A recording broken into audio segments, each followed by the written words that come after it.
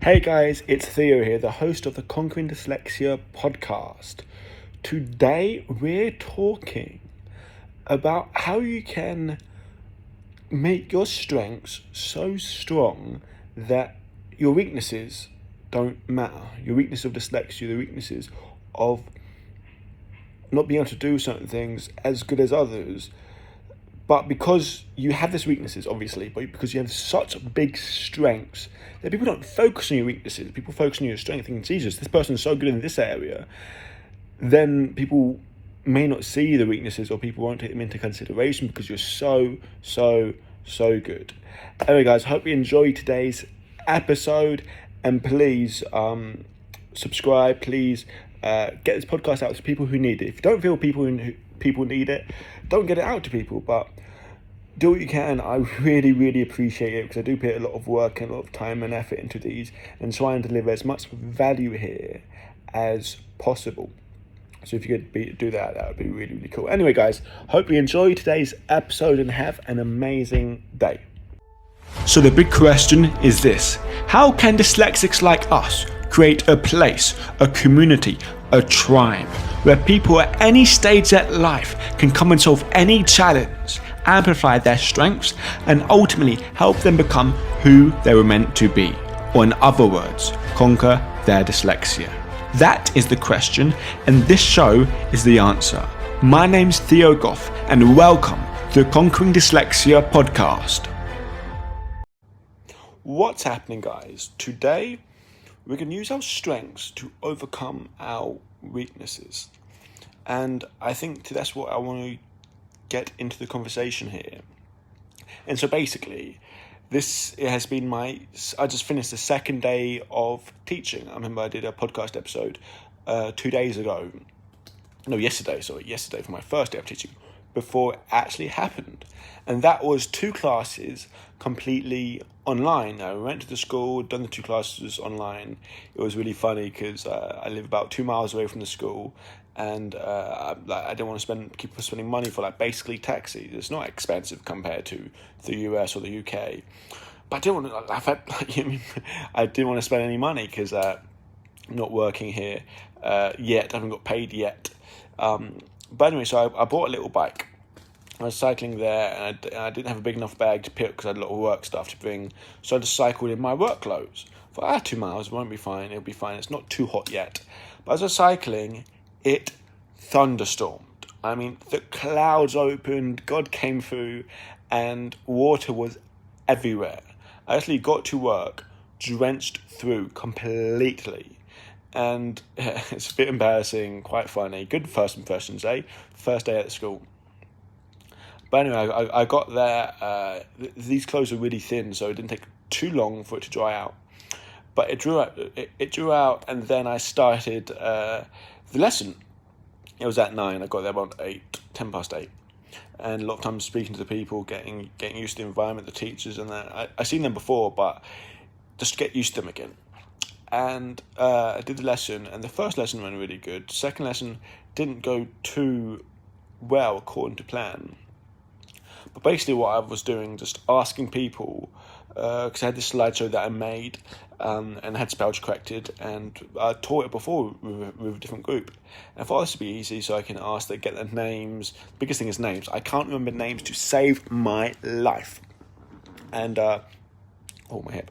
Sorry about that, guys. I was on Thai boxing, and a lot of stuff's on your hip, and it's very hip heavy, so my hips are fragile at the moment. You don't need to know that, but there's another thing I'm doing here. Anyway, back on track. So the first lesson was good. So I asked them their name, and I was like, do you have any siblings? And I'd give myself an example, then get them to respond and repeat it a few times, and it was lifesaver there. I had a Thai teacher who spoke Thai, obviously, and English, because he taught English as well. And he was in the class speaking Thai to them when they needed to speak Thai. Anyway, the first class was really good. They were about a year older. The second class were 14s, 15s, 16s. And now they found it a lot more challenging. This is online, by the way. A lot more challenging. And don't worry, I'm going to get into how the weaknesses can into your strengths. Because I noticed on the slideshow there was a few spelling mistakes, and I was really embarrassed. Not because of the kids, because the other Thai teacher was there, because he's an English teacher, and I hope he hasn't noticed the mistakes. I get quite embarrassed, quite shy. Because I'd see like a slideshow that would have a mistake on it. Like you wouldn't have this be Y-O-U-R without apostrophe or anything like that, without proper grammar. Now here's the thing. You probably can relate to this as dyslexic a lot, but you'd have no trust in yourself. You question everything about English.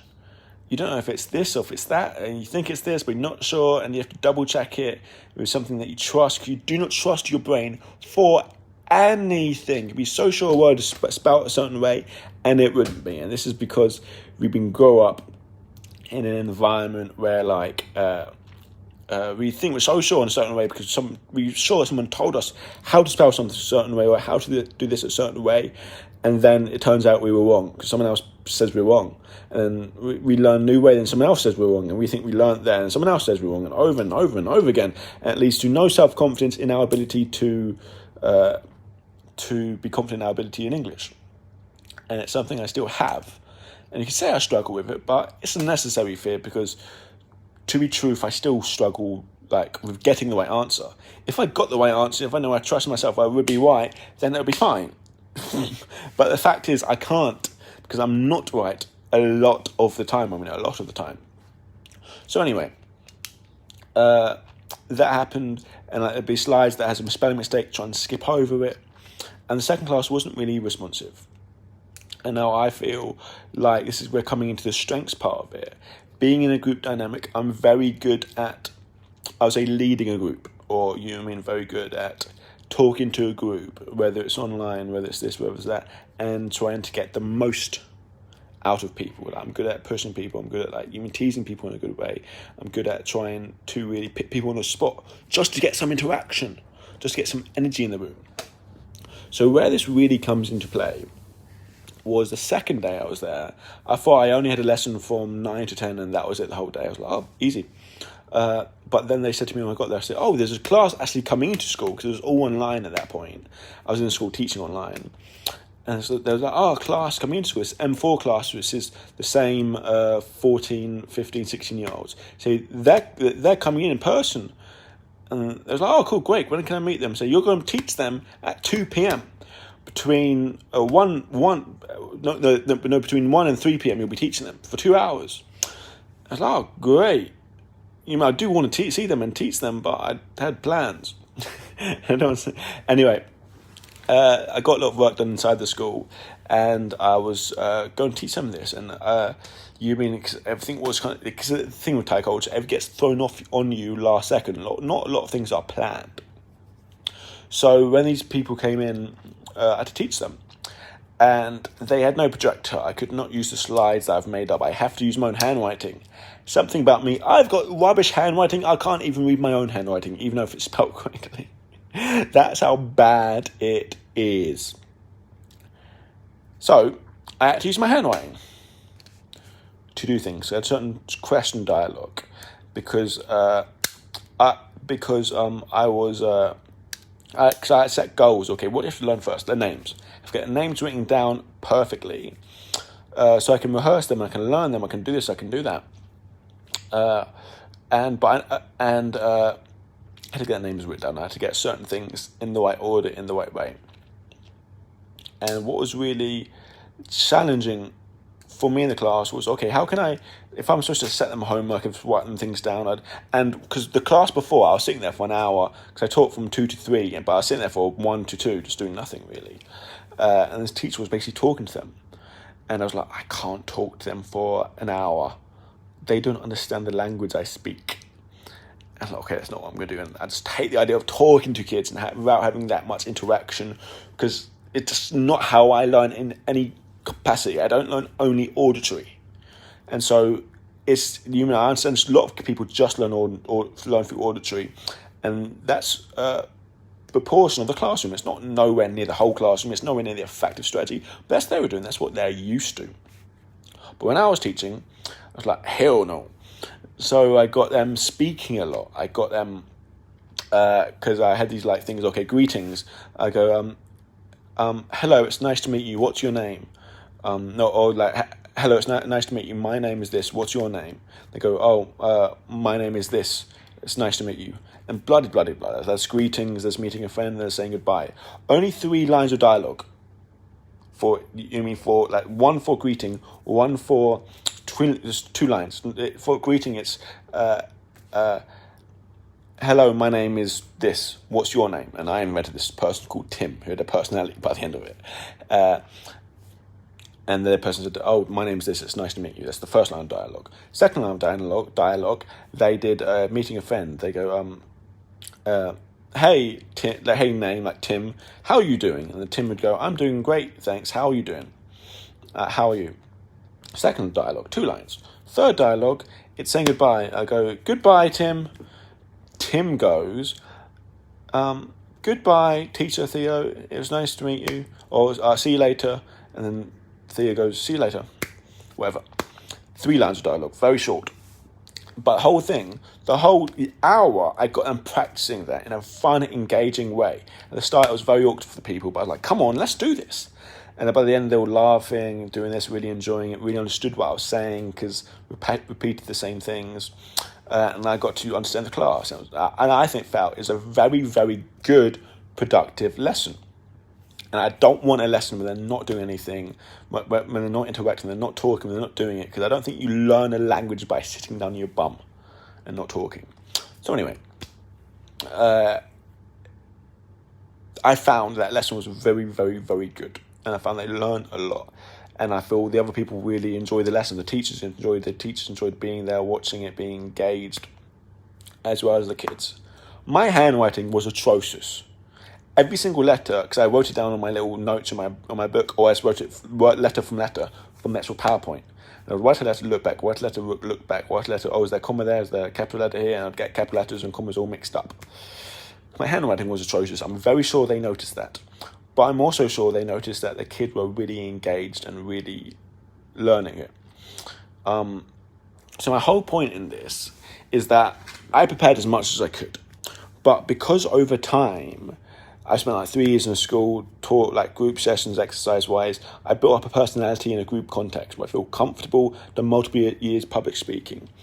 But my point is you have to develop strengths that are outside of your realm of weaknesses as dyslexic. Your realm of weaknesses as dyslexic, remembering lists, remembering names, like definitely reading and writing, doing certain tasks that involve a higher level of working memory, a higher level of some cognitive abilities that dyslexics find hard. Talking ain't one. And you have to realize, okay, you have to get so good at your strengths and learn how to use them that your weaknesses become obsolete. Because once you're really good at some things, people don't look at it. Like, people don't look at that. For example, look at any group, superb athlete. Like, for example, Deontay Wilder, boxing. I don't know if you follow boxing or what, but he's got such great knockout power. And because he's got such great knockout power, he doesn't have to work on his defenses. Because some people have such an innate ability, or they worked on a skill so precisely that they can let other areas lack and still be very successful. Granted, if you worked on the weaknesses, you'd be even more successful. But sometimes I feel we've been taught growing up, conditioned to always focus on our weaknesses and make it feel a certain way. But I'm saying what might really help, if you want to do something, you want to be successful at something, I would consider me being somewhat successful teaching English. How the hell does that make any sense in the world? I don't think it does. But the reason I was relatively successful, and I think over time I would learn, adapt, and get even more successful, is because I don't focusing on my weaknesses. I know what they are, I'm very clear about what they are, and I'm very clear about ways around it. Okay, I get very, very clear about this. You have to find out, okay, you know your weaknesses, identify them, and then focus on building your strengths and building coping strategies around your weaknesses. Not focusing on your weaknesses, saying, okay, but because I was so scared to write something on the board. I was like, do it anyway, just try my best. And I'll find ways around it in the future. Don't worry about it. And that's what I did. But it's because I wasn't shaking writing the thing on the board and so nervous about this and so worried and so self-conscious that it would throw me off my game and not be good at the things I'm actually naturally good at, which is something you have to learn over time by dealing with it, saying this doesn't matter, I'm good at these things, and having self-confidence that I'm confident that I can be a good English teacher. Am I confident that I can be a good handwriting? Am I confident that I am going to be a good speller? Hell no. Do you only have to have handwriting and spelling to be a good English teacher? No. You have to have all these other skills in order to be a good English teacher.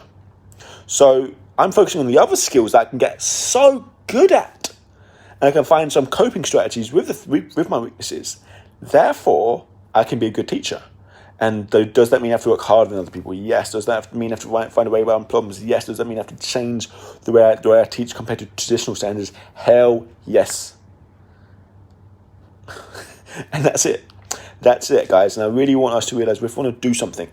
So if you focus on our weaknesses and try to just improve our weaknesses and just get okay, I'm not going to be a teacher until I'm impeccable handwriting, until I can read every word perfectly, until I can spell every word perfectly, then guess what? I'm never going to be an English teacher in a million years. But I don't focus on that. I focus on what I can do and get better at that. So kids have a reason to stay in my class, because I guarantee you, if I keep teaching them, they'd much rather be in my class, even though my weaknesses, and even though it's blatantly obvious in my weaknesses, they'd much rather be in my class than another class where a teacher can read and write and do everything perfectly, but they don't have the same strengths as I do. Does that make sense, guys? I really, really hope it does. And yeah, so that's my little message for today. And that's kind of how everything's going. There's challenges, there's hiccups, there's this, there's that. But ultimately, work on your strengths.